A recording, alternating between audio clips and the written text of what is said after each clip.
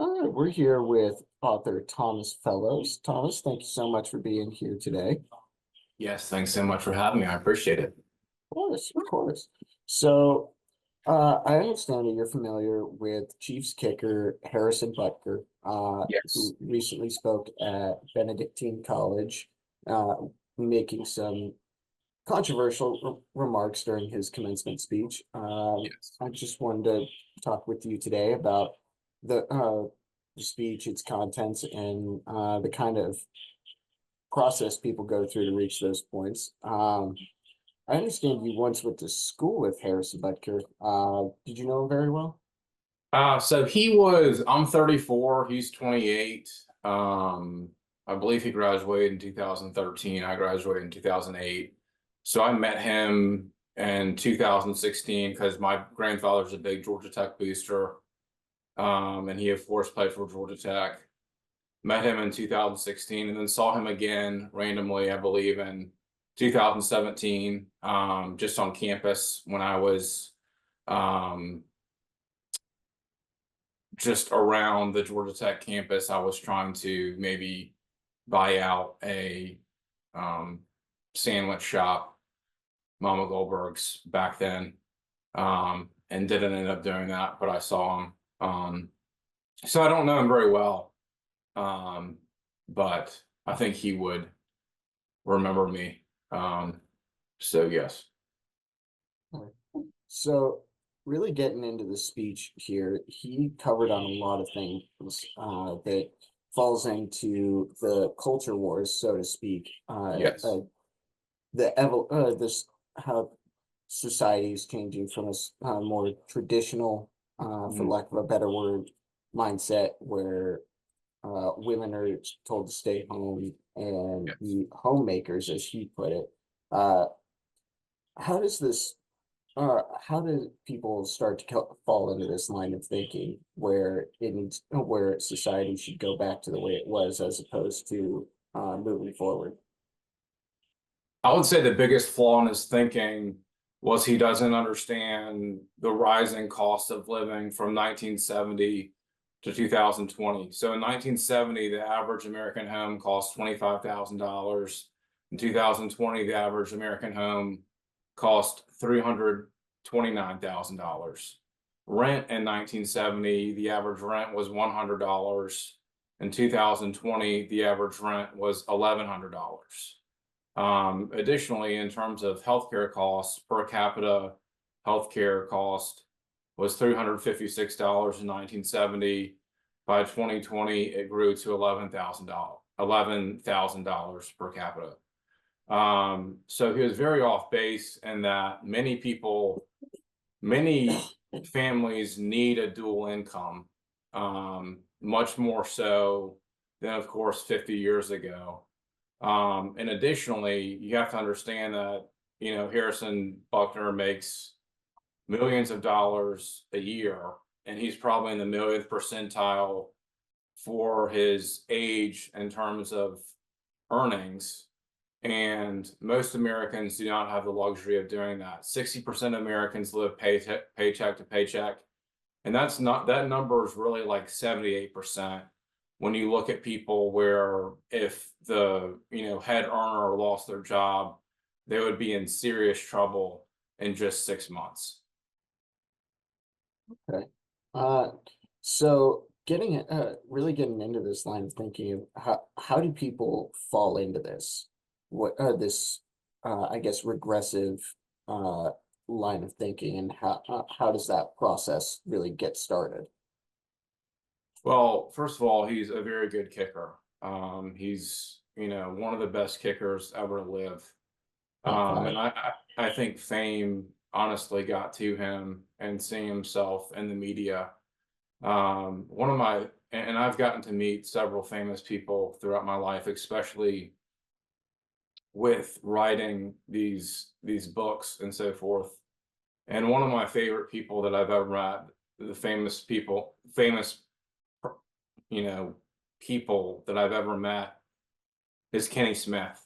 And Kenny Smith played basketball at Georgia Tech, and I think was a good NBA player, and he's an excellent NBA analyst.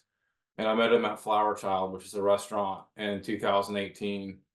And my friend was like, "Hey, that's Kenny Smith." And so I gave him a book of mine, and it was so cool because he said, "Hey, I'm Kenny. What's your name?" And of course, we knew who he was, and he was just so humble and gracious. And I think the fame has gotten to, Harrison Buckner, to an extent. He was very nice in 2016 and 2017. He was like, "Yeah, I'm trying to go to the combine," and so forth. Um, and he's 28, so a male's brain doesn't stop developing until age 28 or so.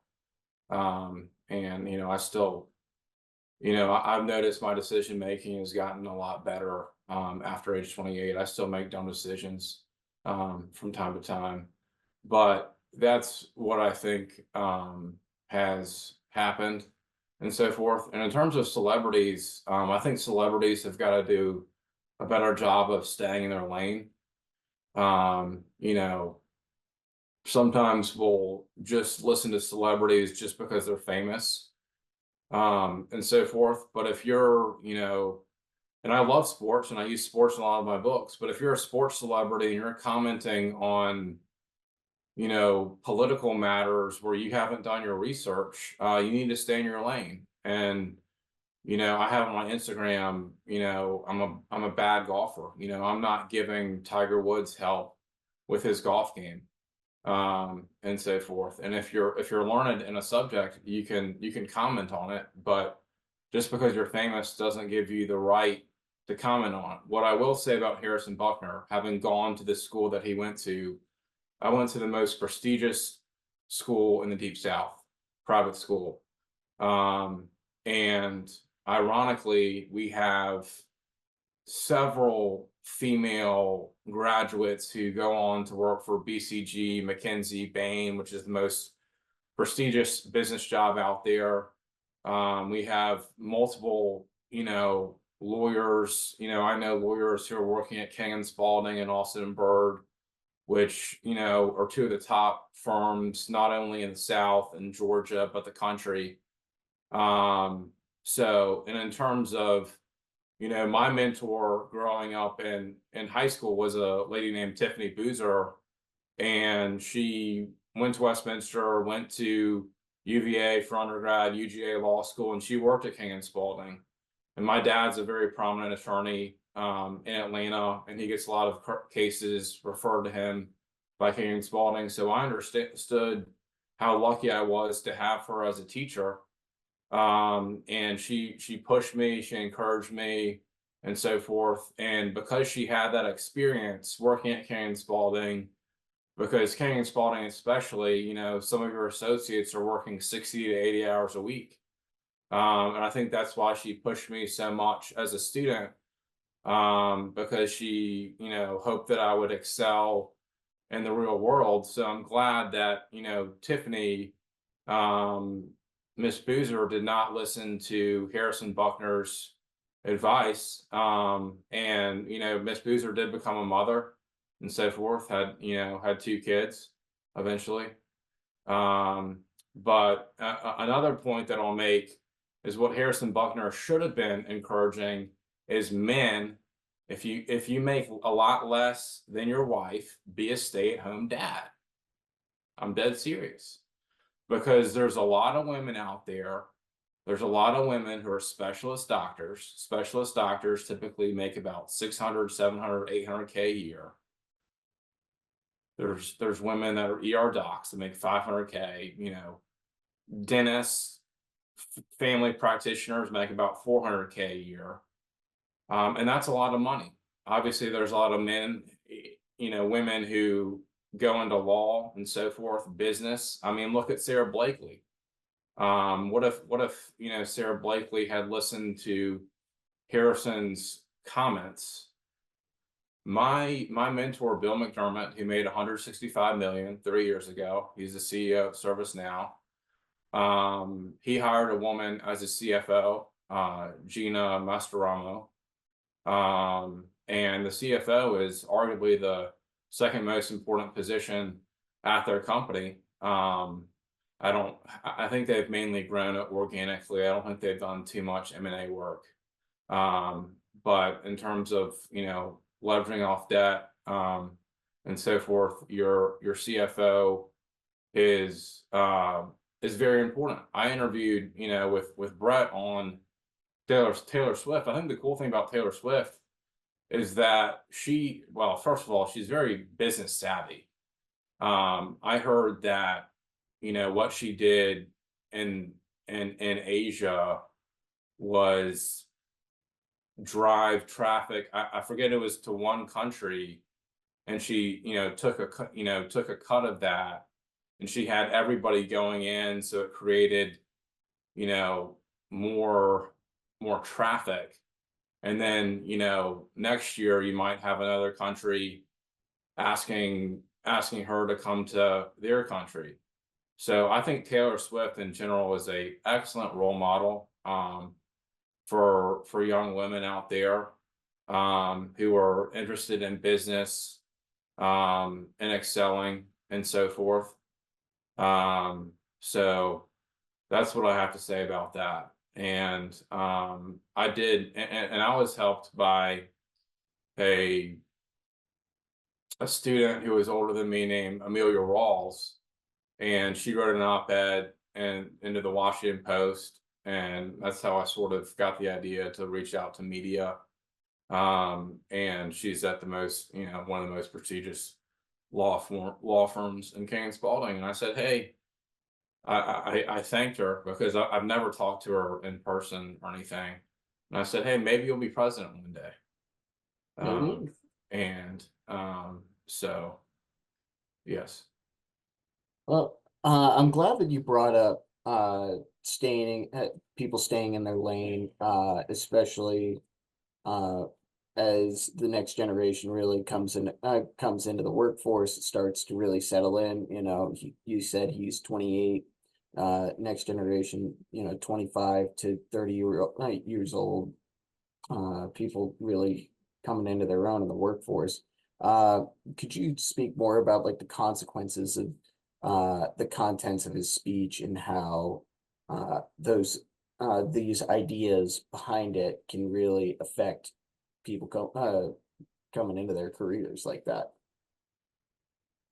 Well, I had, this is 4 years ago, and I'll be the first one to say that I could have done a better job respecting women in certain situations in my life. But 4 years ago, there was a blonde girl who was starting, and I know a lot about cold calling. And she said, nobody's going to listen to me. I'm just a dumb blonde. And she went to a very prestigious school, the most prestigious school in Florida, I believe. And I said, you're not dumb. You're one of the smartest people I know. You've got this. And that's what women need to hear. I think it's tough being a woman sometimes. I think Nikki Haley, not to get too political, but I think she did a good job of sort of being aggressive at the same time, but still feminine at the same time. Hillary Clinton, um, people didn't react to her very positively, and I think that's very sad. I mean, I'm not going to go into her political positions, but she's a very smart lady.